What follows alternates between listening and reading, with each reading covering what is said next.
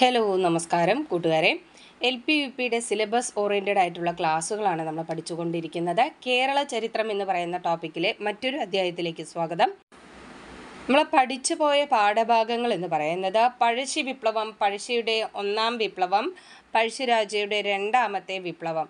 അടുത്തത് വേലുത്തമ്പിയെക്കുറിച്ചും പാലിയത്തച്ഛനെക്കുറിച്ചും പഠിച്ചു. ഇനി അടുത്തതായിട്ട് പഠിക്കാനായിട്ട് പോകുന്നത് കുണ്ടറ വിളംബരത്തെക്കുറിച്ചാണ്. നോക്കാം. കുണ്ടറ വിളംബരം നടത്തിയ ഭരണാധികാരിയാണ് വേലുത്തമ്പി ദളവ. കുണ്ടറ വിളംബരം നടത്തിയ ഭരണാധികാരിയാണ് വേലുത്തമ്പി ദളവ. കുണ്ടറ വിളംബരം പുറപ്പെടുവിച്ച വർഷം 1809 ജനുവരി 11.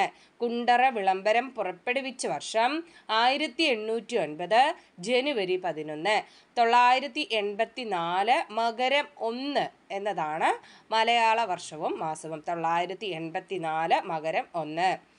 കുണ്ടറ വിളംബരത്തിലൂടെ വേലുത്തമ്പി ദളവ ബ്രിട്ടീഷുകാർക്കെതിരെ സമരം ചെയ്യാൻ ആഹ്വാനം ചെയ്തു. കുണ്ടറ വിളംബരത്തിലൂടെ വേലുത്തമ്പി ദളവ ബ്രിട്ടീഷുകാർക്കെതിരെ സമരം ചെയ്യാൻ ജനങ്ങളെ ആഹ്വാനം ചെയ്തു. ദക്ഷിണേന്ത്യയിലെ കൊളോണിയൽ വിരുദ്ധ സമരത്തിൻ്റെ നാഴികക്കല്ല് എന്നറിയപ്പെടുന്ന രേഖയാണ് കുണ്ടറ വിളംബരം. ദക്ഷിണേന്ത്യയിലെ കൊളോണിയൽ വിരുദ്ധ സമരത്തിൻ്റെ നാഴികക്കല്ല് എന്നറിയപ്പെടുന്ന രേഖയാണ് കുണ്ടറ വിളംബരം. സാധാരണ ജനങ്ങളുടെ സാമ്പത്തിക ദുരിതങ്ങൾക്കാണ് കുണ്ടറ വിളംബരം ഊന്നൽ നൽകിയത്. സാധാരണ ജനങ്ങളുടെ സാമ്പത്തിക ദുരിതങ്ങൾക്കാണ് കുണ്ടറ വിളംബരം ഊന്നൽ നൽകിയത്. കുണ്ടറ വിളംബരത്തിന് സാക്ഷ്യം വഹിച്ച ക്ഷേത്ര സന്നിധിയാണ് കുണ്ടറയിലെ ഇളമ്പള്ളൂർ ക്ഷേത്രം. കുണ്ടറ വിളംബരത്തിന് സാക്ഷ്യം വഹിച്ച ക്ഷേത്രമേത്? ക്ഷേത്ര സന്നിധി ഏതാണ്? കുണ്ടറയിലെ ഇളമ്പള്ളൂർ ക്ഷേത്രം. കുണ്ടറ വിളംബരത്തിലൂടെ വേലുത്തമ്പി ദളവ മുന്നോട്ട് വെച്ച പ്രധാന ആശയം എന്ന് പറയുന്നത് യൂറോപ്യന്മാർ ഉപയോഗശൂന്യമായ സ്ഥലങ്ങളുടെ പരമാധികാരിയായി സ്വയം പ്രഖ്യാപിക്കുന്നു എന്നതാണ്. യൂറോപ്യന്മാർ ഉപയോഗശൂന്യമായ സ്ഥലങ്ങളുടെ പരമാധികാരിയായി സ്വയം പ്രഖ്യാപിക്കുന്നു. ഈ ആശയമാണ് കുണ്ടറ വിളംബരത്തിലൂടെ വേലുത്തമ്പി ദളവ മുന്നോട്ട് വെച്ചത്. കുണ്ടറ വിളംബരം നടന്ന കാലത്തെ തിരുവിതാംകൂർ ബ്രിട്ടീഷ് റെസിഡന്റ് ആയിരുന്നു കേണൽ മെക്കാളെ. കുണ്ടറ വിളംബരം നടന്ന സമയത്തെ തിരുവിതാംകൂർ ബ്രിട്ടീഷ് റെസിഡന്റ് ആയിരുന്നു കേണൽ മെക്കാളെ.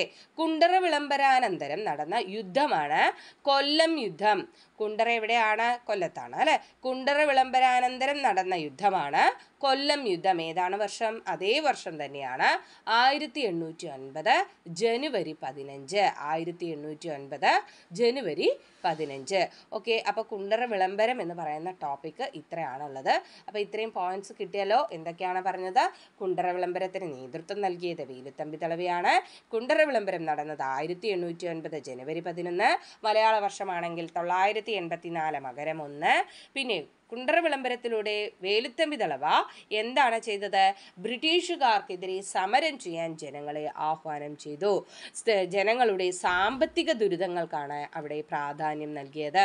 ദക്ഷിണേന്ത്യയിലെ കൊളോണിയൽ വിരുദ്ധ സമരത്തിൻ്റെ നാഴികക്കല്ല് എന്നറിയപ്പെടുന്ന രേഖയാണ് കുണ്ടറ വിളംബരം.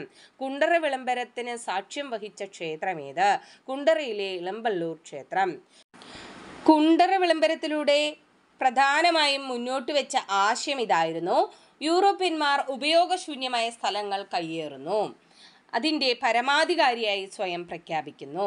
കുണ്ടറ വിളംബരം നടന്ന കാലത്തെ തിരുവിതാംകൂർ ബ്രിട്ടീഷ് റെസിഡന്റ് ആയിരുന്നു ആര്? Colonel Macaulay. കുണ്ടറ വിളംബരാനന്തരം നടന്ന യുദ്ധമാണ് കൊല്ലം യുദ്ധം. ഏതാ വർഷം? 1809 ജനുവരി 15. ഓക്കെ, അപ്പോൾ നമ്മൾ ഇത്രയും പോയിന്റ്സ് ക്ലിയർ ആയിട്ട് പഠിച്ചു പോയി അല്ലേ. അടുത്തത് കുറിച്യലകളെ കുറിച്ചാണ്. കുറിച്യലകള അഥവാ കുറിച്യ കലാപം. നോക്കാം. കുറിച്യ കലാപം ആരംഭിച്ചത് 1812 മാർച്ചിലാണ്. കുറിച്യ കലാപം ആരംഭിച്ചത് 1812 മാർച്ചിൽ. കുറിച്യ കലാപത്തിന് നേതൃത്വം നൽകിയത് രാമനമ്പിയാണ്. ആരാണ്? രാമനമ്പി. രാമമൂപ്പൻ എന്നറിയപ്പെടുന്ന രാമനമ്പിയാണ് കുറിച്യ കലാപത്തിൻ്റെ നേതാവ്. അതിന് നേതൃത്വം നൽകിയത്. ദക്ഷിണേന്ത്യയിൽ നടന്ന ഏക ഗിരിവർഗ കലാപമാണ് കുറിച്യ കലാപം. കുറിച്യ കലാപം അരങ്ങേറിയത് എവിടെയാണ്? വയനാട്ടിലാണ്. ദക്ഷിണേന്ത്യയിൽ നടന്ന ഏക ഗിരിവർഗ കലാപമാണ് കുറിച്യ കലാപം. ഇത് അരങ്ങേറിയത് വയനാട്ടിലാണ്. കുറിച്യ കലാപത്തിൻ്റെ പ്രധാന കാരണങ്ങൾ എന്തെല്ലാമായിരുന്നു? ബ്രിട്ടീഷുകാർ അധിക നികുതി ചുമത്തിയത്, നികുതി പണമായി അടയ്ക്കാൻ നിർബന്ധിച്ചത്, നികുതി അടയ്ക്കാൻ കഴിയാത്തവരുടെ കൃഷിഭൂമി ബ്രിട്ടീഷുകാർ പിടിച്ചെടുത്തത്. എന്തൊക്കെയായിരുന്നു കുറിച്യ കലാപത്തിന്റെ പ്രധാന കാരണങ്ങൾ? ബ്രിട്ടീഷുകാർ അധിക നികുതി ചുമത്തിയത്, നികുതി പണമായി അടയ്ക്കാൻ നിർബന്ധിച്ചത്, നികുതി അടയ്ക്കാൻ കഴിയാത്തവരുടെ കൃഷിഭൂമി ബ്രിട്ടീഷുകാർ പിടിച്ചെടുത്തത്. ഇവയെല്ലാം കുറിച്യ കലാപത്തിന്റെ പ്രധാന കാരണങ്ങളായിരുന്നു. എന്തുകൊണ്ടാണ് ബ്രിട്ടീഷുകാർ കുറിച്യർക്കെതിരെ ഇത്തരം പ്രവർത്തനങ്ങളിൽ ഏർപ്പെട്ടത് നോക്കാം. ബ്രിട്ടീഷുകാർ വയനാട്ടിലെ ഗോത്ര ജനതയായ കുറിച്യരുടെയും കുറുമ്പരുടെയും തുണ്ടുഭൂമികൾ പിടിച്ചെടുത്തതിൻ്റെ കാരണം പഴശ്ശി കലാപത്തിൽ ഈ ഗോത്ര ജനത പങ്കെടുത്തതാണ്, അതിൽ പ്രതിഷേധിച്ചതാണ്. അതുകൊണ്ടാണ് ബ്രിട്ടീഷുകാർ എന്ത് ചെയ്തത്? കുറിച്യരുടെയും കുറുമ്പരുടെയും തുണ്ടുഭൂമികൾ പിടിച്ചെടുത്തത്. എന്തുകൊണ്ടാണ്?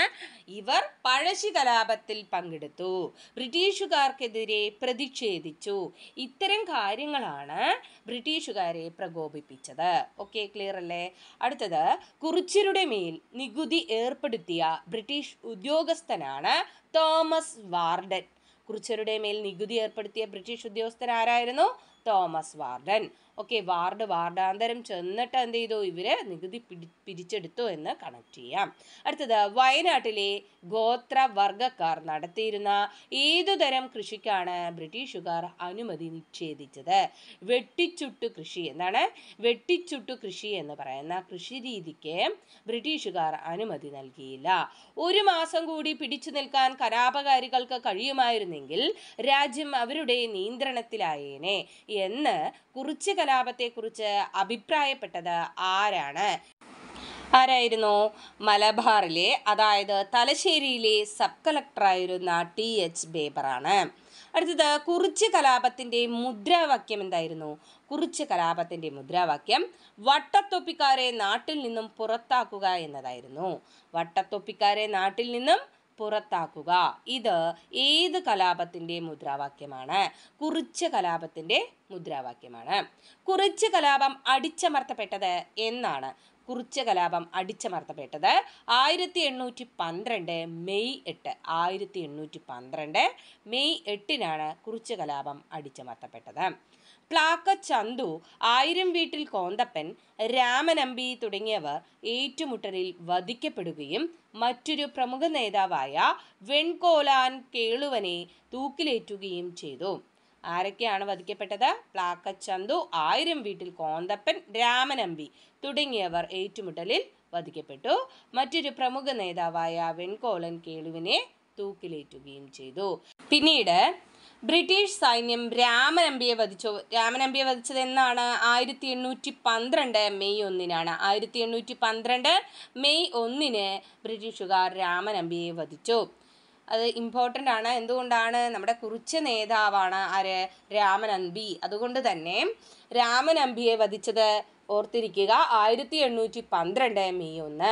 കുറിച്യ കലാപത്തിൽ കുറിച്യരെ കൂടാതെ പങ്കെടുത്ത ആദിവാസി വിഭാഗമാണ് കുറുമ്പർ. ആരാണ്? കുറുമ്പരാണ് കുറിച്യ കലാപത്തിൽ കുറിച്യരെ കൂടാതെ പങ്കെടുത്ത ആദിവാസി വിഭാഗം. നോക്കൂ, 2020 UP അസിസ്റ്റന്റിന് ചോദിച്ച ചോദ്യം ഇതായിരുന്നു: കുറിച്യ കലാപം നടന്ന വർഷം. കുറിച്യ കലാപം നടന്നത് എന്നാണ്? 1812. അടുത്തത്, കേരളത്തിൽ ഗോത്ര സ്വാതന്ത്ര്യ സമര സേനാനി മ്യൂസിയം സ്ഥിതി ചെയ്യുന്നുണ്ട്. എവിടെയാണ്? കോഴിക്കോട്. കേരളത്തിൽ ഗോത്ര സ്വാതന്ത്ര്യ സമര സേനാനി മ്യൂസിയം സ്ഥിതി ചെയ്യുന്നത് എവിടെയാണ്? കോഴിക്കോടാണ്. കുറിച്യരുടെ ജീവിതവും സംസ്കാരവും എന്ന പുസ്തകം രചിച്ചിട്ടുണ്ട്. അത് ആരാണ് രചിച്ചത്? കുമാരൻ വയലേരി. ആരാണ്? കുമാരൻ വയലേരി എന്ന് പറയുന്ന വ്യക്തി കുറിച്യരുടെ ജീവിതവും സംസ്കാരവും എന്ന പുസ്തകം രചിച്ചു. ആരാണ്? കുമാരൻ വയലേരി. കുറിച്യർക്കു കുമാരൻ വയലേരി എന്നൊക്കെ കണക്ട് ചെയ്യുക. ഓക്കെ, അപ്പോൾ ഇത്രയും കാര്യങ്ങളാണ് നമ്മൾ ഇന്നത്തെ ക്ലാസ്സിൽ പഠിച്ചത്. അപ്പോൾ കുറിച്യ കലാപം ഒന്ന് റിവൈസ് ചെയ്ത് പോവാം. കുറിച്യ കലാപം ആരംഭിച്ചത് 1812 മാർച്ചിലാണ്. കുറിച്യ കലാപത്തിന് നേതൃത്വം നൽകിയത് ആരാണ്? രാമനമ്പിയാണ്. കുറിച്യ കലാപം നടന്നത് എവിടെയാണ്? വയനാട്ടിലാണ്. ഇതൊരു ഗിരിവർഗ കലാപമായിരുന്നു. ദക്ഷിണേന്ത്യയിൽ നടന്ന ഏക ഗിരിവർഗ കലാപം ഏതെന്ന് ചോദിച്ചാൽ കുറിച്യ കലാപമാണ്. കുറിച്യ കലാപത്തിന്റെ പ്രധാന കാരണങ്ങൾ എന്തെല്ലാമായിരുന്നു? ബ്രിട്ടീഷുകാർ അധിക നികുതി ചുമത്തിയതും, നികുതി പണമായി അടയ്ക്കാൻ നിർബന്ധിച്ചതും, നികുതി അടയ്ക്കാൻ കഴിയാത്തവരുടെ കൃഷിഭൂമി ബ്രിട്ടീഷുകാർ പിടിച്ചെടുത്തതും എന്തിനു കാരണമായി? കുറിച്യ കലാപം പൊട്ടിപ്പുറപ്പെടാൻ കാരണമായി. എന്തുകൊണ്ടാണ് ബ്രിട്ടീഷുകാർ കുറിച്യരുടെയും കുറുമ്പരുടെയും തുണ്ടുഭൂമികൾ പിടിച്ചെടുത്തത് എന്ന് ചോദിച്ചാൽ പഴശ്ശി കലാപത്തിൽ പഴശ്ശിയെ സഹായിച്ചു. പഴശ്ശി കലാപത്തിൽ ഈ ഗോത്ര ജനത പങ്കെടുത്തു അല്ലെ. പഴശ്ശി കലാപത്തിലൂടെ ബ്രിട്ടീഷുകാർക്കെതിരെ പ്രതിഷേധിച്ചു. കുറിച്യരുടെയും കുറുമ്പരുടെയും ഇത്തരം പ്രവർത്തനങ്ങൾ ബ്രിട്ടീഷുകാരെ പ്രകോപിതരാക്കി. കുറിച്യരുടെ മേൽ നികുതി ഏർപ്പെടുത്തിയ ബ്രിട്ടീഷ് ഉദ്യോഗസ്ഥൻ ആരായിരുന്നു? തോമസ് വാർഡനാണ്. ഇനി വയനാട്ടിലെ ഗോത്രവർഗക്കാർ നടത്തിയിരുന്ന ഏതുതരം കൃഷിക്കാണ് ബ്രിട്ടീഷുകാർ അനുമതി നിഷേധിച്ചത്? വെട്ടിച്ചുട്ടു കൃഷി. എന്താണ് വെട്ടിച്ചുട്ടു കൃഷി? 1 മാസം കൂടി പിടിച്ചു നിൽക്കാൻ കലാപകാരികൾക്ക് കഴിയുമായിരുന്നെങ്കിൽ രാജ്യം അവരുടെ നിയന്ത്രണത്തിലായേനെ എന്ന് കുറിച്യ കലാപത്തെക്കുറിച്ച് അഭിപ്രായപ്പെട്ടത് ആരാണ്? അന്നത്തെ മലബാറിലെ സബ് കളക്ടറായിരുന്ന TH ബേബറാണ്. കുറിച്യ കലാപത്തിന്റെ മുദ്രാവാക്യം എന്തായിരുന്നു? വട്ടത്തൊപ്പിക്കാരെ നാട്ടിൽ നിന്നും പുറത്താക്കുക. കുറിച്യ കലാപം അടിച്ചമർത്തപ്പെട്ടത് 1812 മെയ് 8-നാണ്. അതുപോലെ കുറിച്യ കലാപത്തിൽ വധിക്കപ്പെട്ട ചിലരുണ്ട്. ആരൊക്കെയാണ്? പ്ലാക്കറ്റ് ചന്തു, ആയിരം വീട്ടിൽ കോന്തപ്പൻ, രാമനമ്പി തുടങ്ങിയവർ ഏറ്റുമുട്ടലിൽ വധിക്കപ്പെടുകയും മറ്റൊരു പ്രമുഖ നേതാവായ വെൺകോലൻ കേളുവിനെ തൂക്കിലേറ്റുകയും ചെയ്തു. രാമനമ്പിയെ ബ്രിട്ടീഷുകാർ വധിച്ചത് എന്നാണ്? 1812 മെയ് 1-നാണ്. കുറിച്യ കലാപത്തിൽ കുറിച്യരെ കൂടാതെ പങ്കെടുത്ത ആദിവാസി വിഭാഗമാണ് കുറുമ്പർ. കുറിച്യരുടെ ജീവിതവും സംസ്കാരവും എന്ന പുസ്തകം രചിച്ചത് ആരാണ്? കുമാരൻ വയലേരി. കേരളത്തിൽ ഗോത്ര സ്വാതന്ത്ര്യ സമര സേനാനി മ്യൂസിയം സ്ഥിതി ചെയ്യുന്നുണ്ട്. എവിടെയാണ്? കോഴിക്കോടാണ്. ഓക്കെ, അപ്പോൾ ഇത്രയും പോയിന്റ്സ് ആണ് നമ്മൾ പഠിച്ചത്. ഓക്കെ, വ്യക്തമായി എന്ന് തന്നെ കരുതുവാണ്. ഒന്ന് റിപ്പീറ്റ് ചെയ്ത് ക്ലാസ് കേൾക്കാനായിട്ട് ശ്രമിക്കുക. നമുക്ക് അടുത്ത ക്ലാസ്സിൽ കാണാം. താങ്ക്